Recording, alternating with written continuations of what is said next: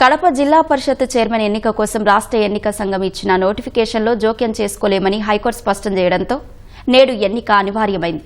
ఉమ్మడి కడప జిల్లా వ్యాప్తంగా 50 మంది జెడ్పీటీసీల్లో పులివెందుల, ఒంటిమిట్ట స్థానాలు ఖాళీ అయ్యాయి. పులివెందుల జెడ్పీటీసీ ఏడాది కిందట అనారోగ్యంతో మృతి చెందగా ఒంటిమిట్ట జెడ్పీటీసీ ఆకేపాటి అమర్నాథ్ రెడ్డి జెడ్పీ చైర్మన్గా కొనసాగుతున్నారు. ఈ సార్వత్రిక ఎన్నికల్లో పదవికి రాజీనామా చేసి రాజంపేట ఎమ్మెల్యేగా గెలుపొందారు. 9 నెలలుగా ఖాళీగా ఉన్న జెడ్పీ చైర్మన్ ఎన్నిక కోసం రాష్ట్ర ఎన్నికల సంఘం ఈ నెల 23న నోటిఫికేషన్ జారీ చేసింది. నేడు ఎన్నిక నిర్వహించేందుకు అన్ని ఏర్పాట్లు చేసినట్లు జిల్లా పరిషత్ అధికారులు తెలిపారు.